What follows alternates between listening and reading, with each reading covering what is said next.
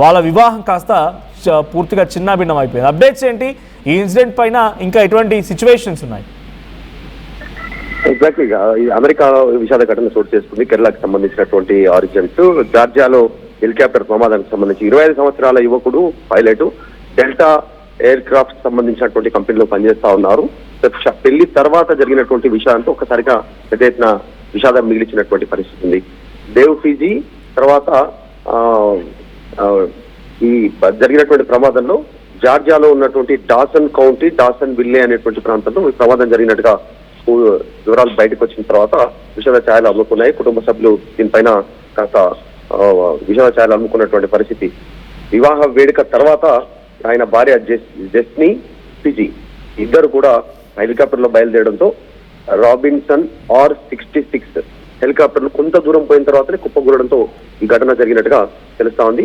ప్రాణ నష్టంలో పైలట్ చనిపోయారు, దేవ్జీ చనిపోయారు. తర్వాత ఆమె జెస్నీ మాత్రం తీవ్ర గాయాలతో ఆసుపత్రిలో ప్రస్తుతం చికిత్స పొందుతున్నట్టుగా తెలుస్తా ఉంది. ప్రమాద ఘటనకు సంబంధించి ఈ ప్రమాదం పైన అధికారులు పూర్తిస్థాయి దర్యాప్తు చేస్తున్నట్టుగా తెలుస్తా ఉంది. Thank you Madhu. సో మొత్తంగా జార్జియాలో జరిగినటువంటి ఈ హెలికాప్టర్ ప్రమాదం చాలా తీవ్రంగా ఒక్కసారిగా షాక్ గురి చేసింది. ఒక హ్యూమానిటేరియన్ గ్రౌండ్స్లో ఎమోషన్ని రేకెత్తించే అంశం అని చెప్పాలి. కేరళకు సంబంధించినటువంటి ఈ రెండు ఫ్యామిలీస్ కూడా వెళ్ళి అక్కడ సెటిల్ అయిపోయాయి. అక్కడ సెటిల్ అయిపోయిన తర్వాత రీసెంట్గా 1 డే బ్యాక్ వాళ్ళ వివాహం జరిగింది. వివాహం జరిగినటువంటి సాయంత్రం 9:30 తర్వాత అంతా ముగించుకొని అక్కడి నుంచి దబ్కా ఎయిర్పోర్ట్కి వెళ్తున్నారు వాళ్ళు. సో దకాబ్ ఎయిర్పోర్ట్కి వెళ్తున్న సమయంలో ఈ మార్గ మధ్యలో ఒక్కసారిగా వాతావరణంలో మార్పుల నేపథ్యంలో ఆ విమానం క్రాష్కు గురైంది. క్రాష్ గురైనటువంటి సిచ్యువేషన్లో ఒక వధువు మినహా మిగిలిన వారందరూ కూడా ఆ విమానంలో ప్రయాణిస్తున్న వారు చనిపోయారు. 3 చనిపోయారు. సో ఆ మహిళ కూడా, ఆ వధువు కూడా ఆ చెట్ల పొదల మధ్యలో నుంచి అక్కడే చెట్లపై ఆగి ఉంది. తర్వాత కొంత రెస్క్యూర్స్ వెళ్ళి ఆ రెస్క్యూ చేసిన తర్వాత వెంటనే తను లేచిన తర్వాత తన భర్త గుండెలపై పడుకొని ఏడిచినటువంటి ఆ దృశ్యాలు చాలా డ్యూ టు సమ్ రిస్ట్రిక్షన్స్ ఇక్కడ మీకు వీడియోలో చూపించలేకపోతున్నాం. ఆ ఫ్లైట్ క్రాష్కి సంబంధించి కానీ లేదంటే ఆ వీడియోస్ కానీ. సో ఏడిచినటువంటి విధానం అందరూ కూడా ఒకసారి కంటతడి తెప్పిస్తూ ఉంది. తర్వాత వెంటనే తన 5 గంటల పాటుగా అక్కడ ఆగిపోయింది అని అంటేనే 5-6 గంటల పాటుగా ఆ మృతదేహాలు చనిపోయిన వారంతా కూడా అక్కడే పడిపోయి ఉన్నారు. సో ఏం జరిగిందో అర్థం కాలేదు. కళ్ళు మూసి తెరిచేలోగా ఇదంతా జరిగిపోయిందని చెప్పి అటు దేవ్ ఫిజీ వాళ్ళ తండ్రి చెప్తున్నమాట. So he is also pilot Dev Fiji. So present ఈ 3 మరణం ఒక్కసారిగా షాక్ గురి చేసింది.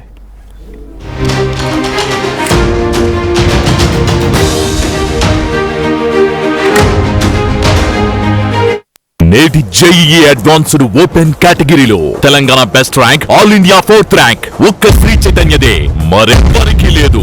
AP best rank, all India 9th rank ఒక్క శ్రీ చైతన్యదే, మరెవ్వరికీ లేదు. జేఈఈ అడ్వాన్స్డ్ 2026లో తెలుగు రాష్ట్రాల తెలుగు విద్యార్థితో ఫస్ట్ ర్యాంక్ నారాయణదే. Telangana first rank నారాయణదే.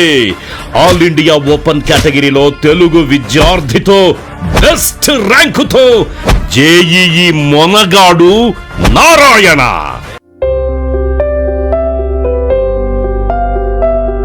చిన్న చిన్న ఆనందాలు 35 ఏళ్లుగా నా జీవితంలో లేవు. 35 ఏళ్లుగా నేను డైపర్లలో బ్రతికాను. 6 సెంటీమీటర్ల ఫిస్టులా నా మూత్రాశయంలో లీక్ కారణమైంది. ఎవరూ నాకు సహాయం చేయలేకపోయారు. AINUలో వైద్యులను కలిసే వరకు. అక్కడ వారు రోబోటిక్ శస్త్రచికిత్సతో నాకు పరిష్కారం ఇచ్చారు. వారు నా ఆత్మవిశ్వాసాన్ని కూడా తిరిగిచ్చారు. Precision care makes it possible. The Center for Robotic Surgery at AINU